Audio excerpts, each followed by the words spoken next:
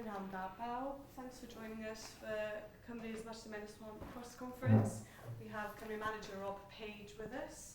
If you'd like to ask a question, please raise your hand or send me a message in the chat. We'll start off with Rob Phillips. Afternoon, Rob. Hi, Rob. How are you, mate? Yeah, I'm very well, very well. I imagine you're in pretty good heart after Saturday. How about Gareth Bale? Yeah, he's going to be stiff. He's not. He's not played at any level for a couple of months, and to throw him into that game was a big ask for him from a physical point of view. So he's done his own recovery today, and we leave it right up until the last minute to see if he's able to play minutes tomorrow. So is it a question of whether he's able to start or whether he's able to have any role at all, Rob? No, he was never going to start, Rob. We knew that coming into camp. The plan was always for him to get half in the first game and then come on and have an impact maybe in the second game. So we're still, he's done his own recovery today, like I said. We're still giving him some tender loving care, and we'll have a look at it later on and make that decision later on. And I'm sure you've spoken to him. How does he feel about it? Does he feel that he's on the right side of the fitness map sort of thing? Yeah, he's getting there. It's slowly but surely we'll get him there back to full fitness. And like I said, it was just as frustrating for him the other night. He knew he wasn't quite 100%, but I think for the occasion, he made a tremendous effort to make sure he was fit for the game, and he takes a lot of credit for that. So he knows he's not anywhere near what he could be, but it's a slow process for him, and we'll get him there. We'll help get him there. Ethan Ampadu apart, are there any other players who you can't consider from the squad? No, everybody else. We've just done a good session this morning, and everybody else is fit and eligible for selection.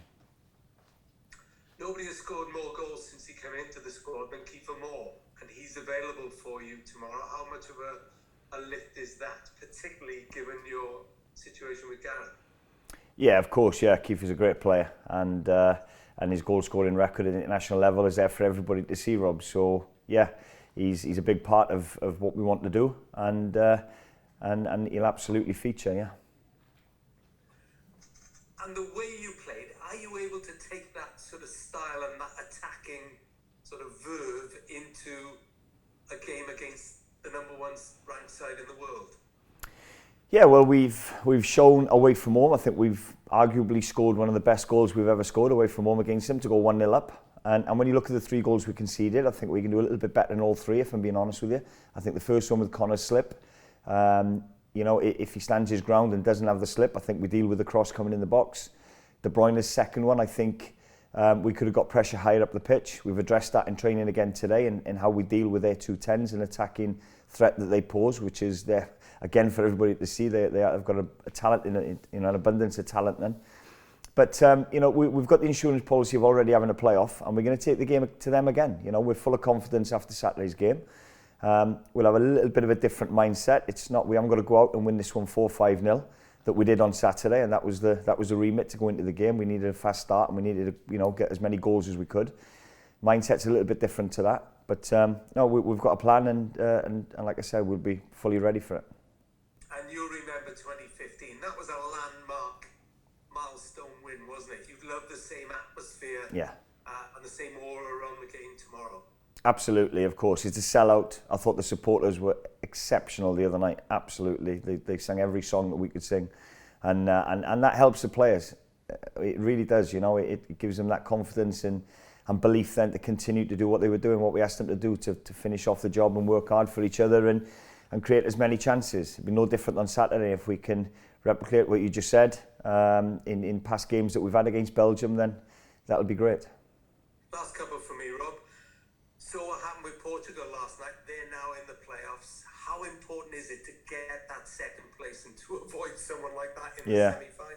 Yeah, a bit of a shock, wasn't it? But yeah, absolutely. We're going out for the win, Rob. And if we get a draw, great. We've achieved second place, which is what we wanted to do. It's like I said, it's nice knowing that you've got a playoff. But my message to the players before Saturday's game was, when we don't want to finish with a limp. I don't think the group of players deserve that. I think they thoroughly deserve to finish in second place, and we'll be going all out to get that. Will you be watching Scotland tonight? Yeah, we'll absolutely. Yeah, we'll be watching the games, and yeah, they've done really well, haven't they? Eating Danish bacon. Not quite, Rob. And last one, it's come to light that it appears Swansea's Jamie Patterson might be available for Wales, might be qualified. Have you looked into that at all? No, our full focus on camp is to deal with the job in hand. There's been a couple of rumours and things said about it, but yeah, that's on the peripheral at the minute. We'll deal with that another time, but at this moment in time, full focus is on a tough game tomorrow night. Rob, all the best. Cheers, Rob. Thanks, mate. Thanks, Rob. Beth Fisher. Hey Rob, I'm Hey, getting my Beth. Carol Warderman hat out again. In the Euros, we had all these kind of, goal difference and points. It's a bit like that again tomorrow. I know you've got a playoff place, but are you obsessed as, in terms of other results as kind of the pundits and the fans are? Because everyone on social is trying to work out where we'll be. No, we can only control what we can control, Beth, and that's all we're focused on. We know what we've got to do. We've got to get a point to guarantee second place, and that's it. Control the controllables. In terms of draws going forward, I know Wales, previously you've been all around Europe playing in the Euros. I mean, how much would you want? Oh, that's a stupid question, really. But in terms of a home draw, it would help the case in terms of qualifying, wouldn't it? Yeah, of course. You saw it for yourself on Saturday. The supporters were excellent, and when we've got a full house like we will have again tomorrow night, it certainly helps you. So we'd love a home tie, but if it's not to be, we've proven again against a very good team in the Czech Republic away from home that we can score goals and create chances. And in that game in particular, we could have scored 3 goals easily and won the game. So we're not fazed by it. If we have to do it the hard way, then we absolutely will, and we'll be prepared. But in an ideal world, we want the home draw. I think after the Belgian game we talked about all the amount of young players you had on that night. They've had some Euros and more games, and this will be a different challenge for everyone involved from Wales, won't it?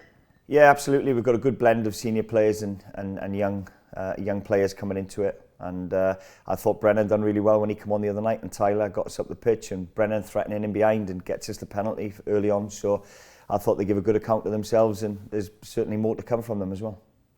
This was the fixture when I saw the list come out that I think everyone was looking forward to. Just for you as a coach, in the stadium, coaching Wales, how much are you looking forward to it?